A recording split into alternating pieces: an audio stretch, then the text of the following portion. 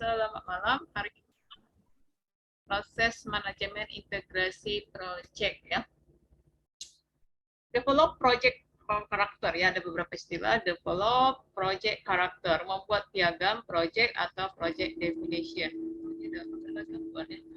Develop project management plan, membuat perencanaan adalah dokumen panduan utama manajer hasil akhir. Direct and manage project work, mengarahkan, mengelola pelaksanaan project. Monitor and control project work, ini mengontrol. Perform, integrate, change, prosedur ya, kontrol ya. Close project fase ya. No crutch, bisa. Oke, ikut aja ya. Jadi ada beberapa, nanti ada sampai beberapa poin ya, 5 atau 6 ya. Proses utama dalam melakukan integrasi manajemen proyek. Pertama, membangun proyek karakter ya, charter bukan karakter, charter. Wahyu Suhendar ini di sini ya, lupa Ibu.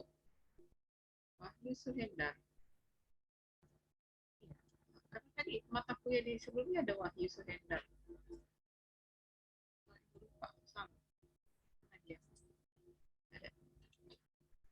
Oke.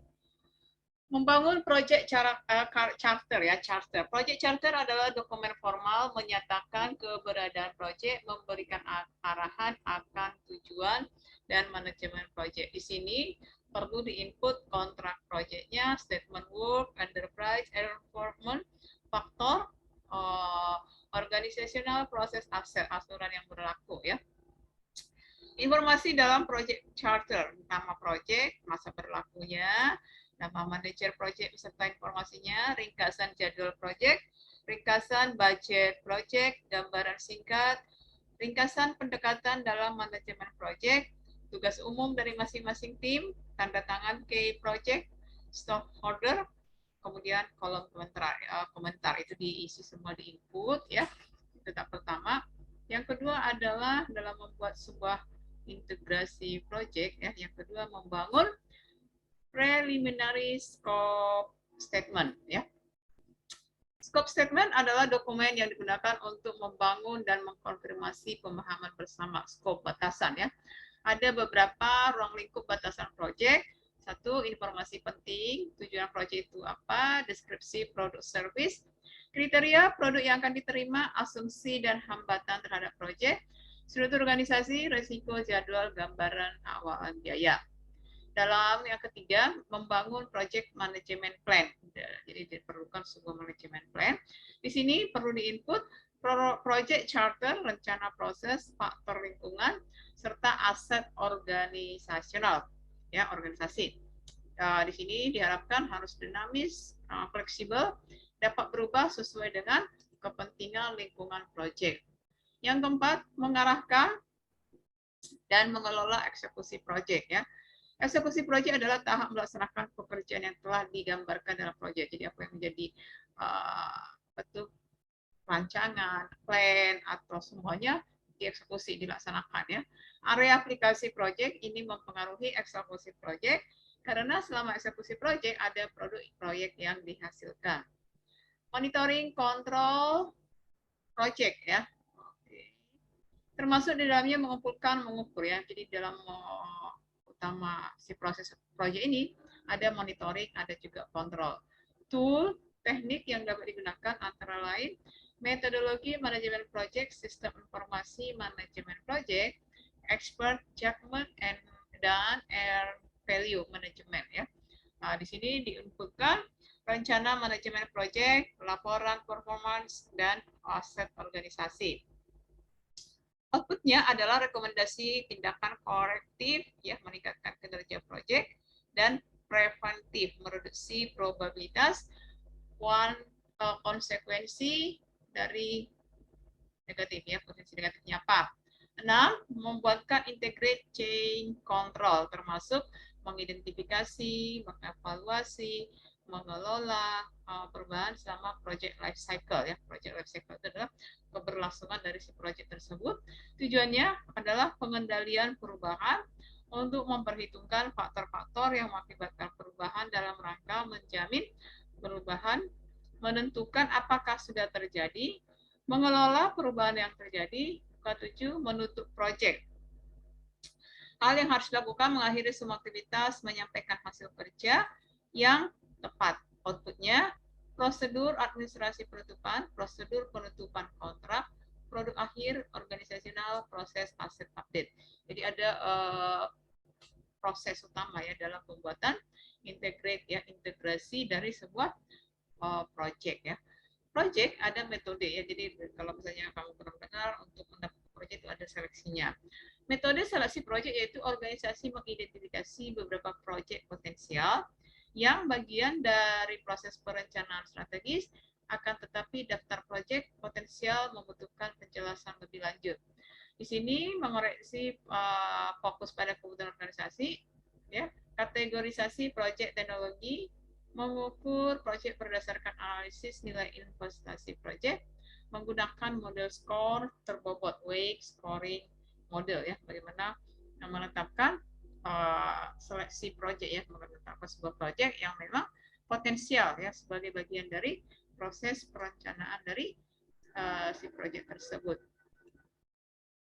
Tools dan teknik ya, tools dan teknik pelaksanaannya ada dengan langkah-langkah. Pertama, definisikan masalah.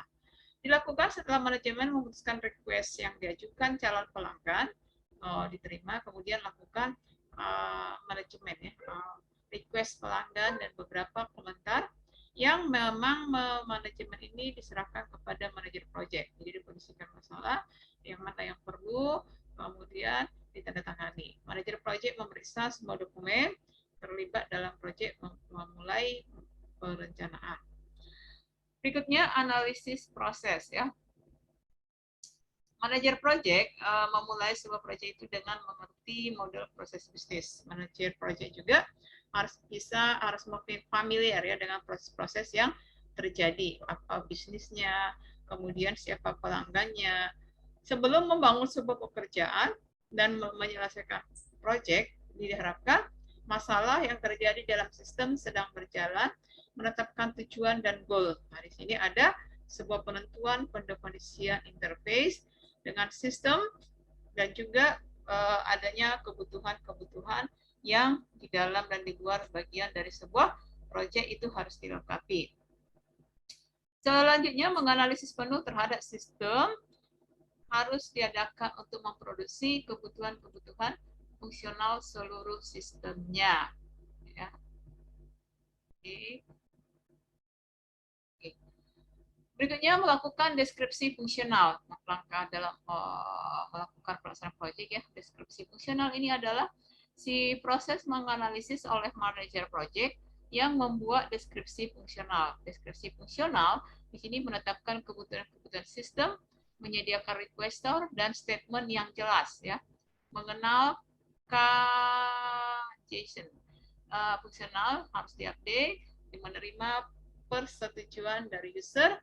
Deskripsi fungsional sebagai basis pengertian bersama antara pembuat proyek dan si pelanggannya. Tadi kan menganalisis masalahnya, deskripsikan apa yang perlu dikerjakan. Sekarang deskripsi fungsional antara si yang membuat proyek dengan pelanggannya. Desain sistem. Selanjutnya melakukan desain sistem. Dalam fase desain, kebutuhan fungsional. Jadi ketika misalnya membuat perancangan sebuah aplikasi, ya pengembangan sebuah aplikasi, desain sistem ini juga diperlukan. Desain sistem ini menyangkut pembuatan form, laporan, screen, dokumen-dokumen sistem lainnya yang disiapkan jika proyek berbentuk software. Jadi tujuannya kalian di sini kan adalah kenapa kami harus belajar pembuatan proyek. Kami kan jurusannya komputer kan gitu kan. Nah sekarang ini tadi ya, di dalam segala sesuatu ya, dengan teknologi sekarang perusahaan-perusahaan itu cenderung mengandalkan sistem yang online ya, sistem yang apa itu namanya, semua proses itu sudah dilakukan dalam sistem. Nah disinilah celah ataupun bisa kita mengajukan proyek-proyek IT. Nah kalau menggunakan sebuah software ya, misalnya kita kerjasama dengan sebuah perusahaan yang mereka IT ya, maka di sini mata kuliah ini tujuannya untuk itu gitu ya. Nah di sini di dalam mendesain sistem bagaimana buat laporan, screen, dokumen-dokumen, juga diagram fisik dan logika. Sama ketika kita melakukan metode penelitian dan juga perancangan sistem ya. Di sana ada apa menjadi rancangan untuk database, rancangan end user-nya, rancangan untuk formnya, itu dilakukan, bahkan desain laporan harus disempurnakan. Jadi semua proyek ini memiliki pengaruh sistem dan jaringan yang harus ditentukan sebelum desain disetujui. Nanti kan dipresentasikan tuh setuju apa enggak. Semua dibuatkan dulu desainnya, desain sistemnya ya. Oke, pembuatan sistem ya. Tools Life Cycle Management. Nah, kalau tadi masih mendesain, sekarang membuat sistemnya. Sistem di sini adalah aplikasi yang IT ya. Jika perubahan desain diperlukan, mungkin revisi langkah sebelumnya memastikan apakah sistem didesain secara wajar. Jika misalnya ini kita sudah membuat rancangan, namun ada keinginan untuk mengubah. Nah, pastikan dulu apakah desainnya sudah wajar, apakah ada informasi operasi, penggunaan, perawatan, maintenance di dalam fase itu semua diperiksa. Berikutnya, setelah dibuatkan sistemnya, pengujian produk sama ya di tahap apa itu namanya waterfall ya, apa itu perancangan sistem ya. Setelah selesai, dilakukan pengujian. Pengujian produk di sini adalah sistem. Pengujian harus dipikirkan untuk memverifikasi kesamaan sistem yang telah dibuat dengan identifikasi kebutuhan yang dituliskan pelanggan. Jadi pengujian di sini apakah sudah sesuai sistem ini dengan apa yang diinginkan oleh si pelanggan yang nantinya menggunakan sistem ini. Gitu ya. Pelatihan user pelanggan. Nah, ketika sudah jadi, si pelanggan harus diarahkan, dilatih ya, dibuat karena ini menggunakan sistem baru, software baru, maka dibuatkan semacam panduan ya atau pengarahan. Berikutnya dokumentasi. Dokumentasi harus disiapkan sebagai kebutuhan ya. Dokumentasi ini sangat diperlukan ya, untuk melihat harus ada informasi yang cukup mendeskripsikan, menjelaskan semua program, sistem dan operasi. Nah, berikutnya operasi. Sistem telah diimplementasikan dan diserahkan. Itu tadi ya tahapan-tahapannya yang dimulai dengan di dalam tools ya ataupun panduan standar buat si manajer project di dalam melaksanakan sebuah project itu ada deskripsi fungsional, desain sistem, mendefinisikan masalah, analisis proses ya. Oke. Berikutnya integrate change control, menutup project. Jadi ketika selesai semuanya harus dilakukan penutupan. Outputnya adalah prosedur administrasi. Jadi tadi dibuka ya si project udah jadi udah selesai semuanya, ada penutupan ya. Produk akhir, organization, proses asset update-nya. Jadi penutupan ya. Oke. Jadi hari ini pembahasan kita cukup di sini.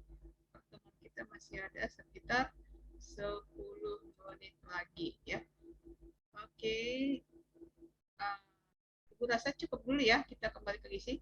Minggu depan itu kita ada kuis. Selanjutnya kalau tugasnya ada tugas kelompok kan? Kalau tugas kelompoknya itu ada Bu. Ya diserahkan ya diselesaikan lah. Jadi nanti mungkin UTS-nya setelah liburan Lebaran ya, hari raya. Nah, jadi minggu depan kita masuk ada pembelajaran beberapa menit. Setelah itu dilanjut kuis ya. Itu aja pembahasan malam ini ya. Bu. Oke. Bu, saya mau bertanya Bu. Kenapa? Kemarin tuh tugasnya kemarin yang kelompok itu kan masih install aplikasinya aja Bu. Udah diinstal? Udah Bu. Kamu tinggal apa deh ya, semacam membuat apa, bukan panduan ya. Jadi misalnya tahu mengcapture kan? Tahu Bu, tahu. Nah, jadi misalnya nih menu ini kan gitu kan. Jadi form yang ini fungsinya untuk ini hanya itu. Jadi kalian itu mengenal apa itu namanya Microsoft Project. Nah, itu dia. Hanya itu aja.